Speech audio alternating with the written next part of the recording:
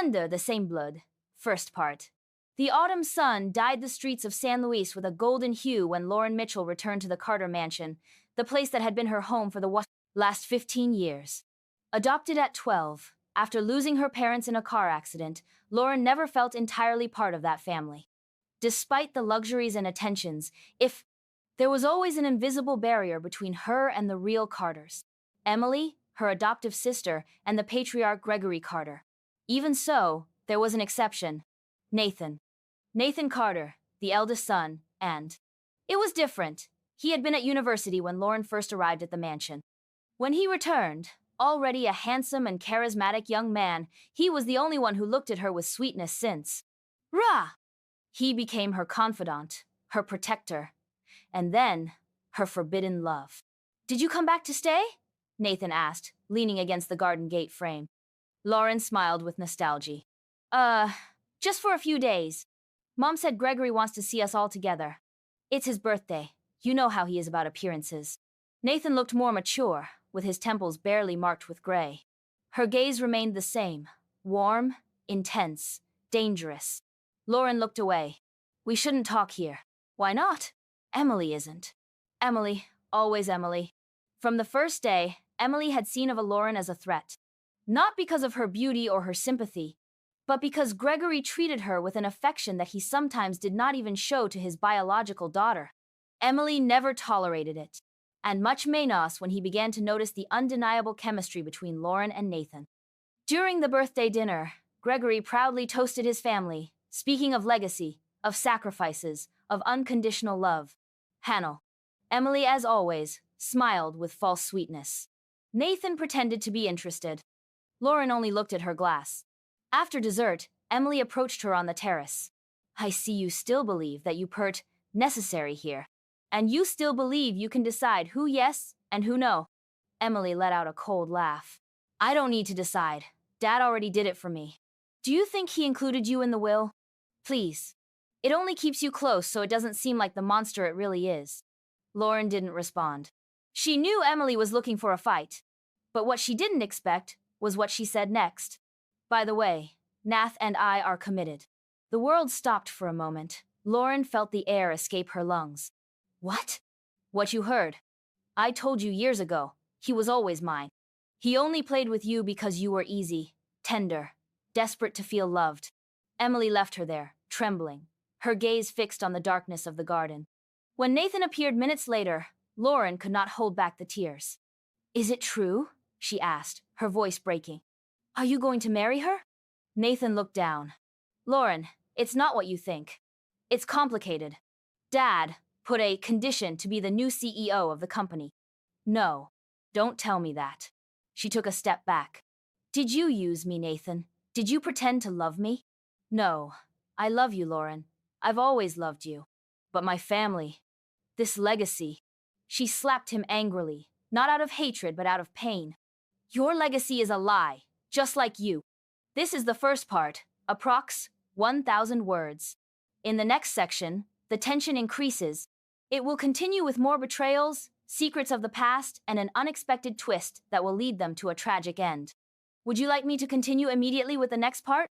Under the Same Blood. Second pa, Lauren didn't sleep again that night.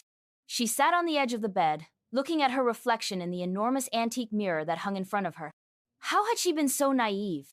She had believed that she and Nathan shared was something real, something stronger than the Carter surname. But, in the end, power and loyalty to her father had weighed more. The next morning, Gregory Carter called her to his study. Lauren, he said in his paternalistic tone, the one he always used when he wanted to seem close. I know things between you and Emily haven't always been easy. She didn't respond. But you are part of this family, and I want to offer you something special. I want to leave you the country house in Vermont. It belonged to your biological mother. I bought it after her death. I never told you because, well, I wanted you to feel at home here first. Lauren felt her heart constrict. Why now? Why just when she felt everything was falling apart? Thank you, Mr. Carter. Gregory, our favor. I have always considered you as a daughter. A daughter who had fallen in love with her own brother. When she left the study, she found Nathan waiting for her in the hallway. We have to talk, he said. We already did it last night. It wasn't enough. He followed her to the music room. Emily blackmailed me. Lauren looked at him incredulously. Blackmailed you with what? With a letter, one that your mother wrote before she died, where she revealed that you and I are not really adopted. There are no legal ties. We are not brothers. But if that letter becomes public, Dad would lose million contracts. Rio's. His reputation would be ruined. Lauren froze. What? Emily found it among Mom's papers. And she said that if I didn't commit to her, she would make it public. Lauren felt that the floor disappeared. Load failed. Under the same blood. Third part. 3 months passed since Lauren left the Carter mansion. She moved to Vermont, to the country house that Gregory had given her. It was a silent place, surrounded by trees, with a lake that froze in winter and whispered secrets in summer. There, for the first time in a long time, Lauren began to breathe. She began to enter, something he hadn't done since adolescence. He painted landscapes, portraits, but, above all, he painted memories. His love for Nathan was captured on canvases covered in melancholy. He knew nothing about him until a letter arrived. Emily and I got married last month. It was a small event. There were no smiles, only protocols. I think of you every day. Forgive me. Lauren dropped the letter without finishing. I'm tired of reading it. I couldn't live on crumbs. I had given him up so as not to lose myself. But fate hadn't finished with her. One afternoon, she received an unexpected visit. It was Emily. Apart, he stood in the doorway with dark glasses and a tight smile. What are you doing here? Lauren asked, closing her coat against the cold. I just wanted to see you, and to thank you. Thank you? Yes, because, thanks to you, Nathan hates me. And even though we are married, I know he will never love me. That's your fault. But it's also my punishment. Lauren wanted to slam the door in her face, but Emily extended an envelope. Dad died 2 days ago. Heart attack. Nathan is now the owner of everything. Well, almost everything. Lauren opened the envelope. It was the updated will. Gregory had left her something more. 30% of the shares, from the family business. This is a joke. No, it's a warning. Don't come back. Don't set foot in our lives again. Or I will make public that letter that proves that Nathan and you shared more. Es que sangre bajo este techo. Lauren clutched the envelope to her chest. She wasn't going back. She didn't need anything more from the Carters. She just wanted to live in peace. But peace was a luxury she no longer possessed. 1 month later, Nathan appeared at her door. He was emaciated. Dark circles under his eyes, a sharp face. He had lost weight. And the shine in his eyes. Emily, she left. She left me. She traveled to Europe with a table die. Of our partners. He says he wants to start from scratch. Lauren looked at him from the doorway, trembling. And what do you want, Nathan? The only thing I ever wanted. You. They kissed for the first time in mucho time. It was a desperate, painful, needy kiss. As if they were trying to become who they were before all the tragedy. 2 weeks passed together. They walked by the frozen lake. They cooked. They made love as if the world didn't exist. But happiness, in their story, always came with a pending account. Would you like me to give you the last part now? In it, the climax arrives. AX final, with the tragic ending that will close the story. Shall we continue? Under the same blood, last part. The weeks that followed were the most intense of their lives. Lauren and Nathan. They lived as if the past could be forgotten.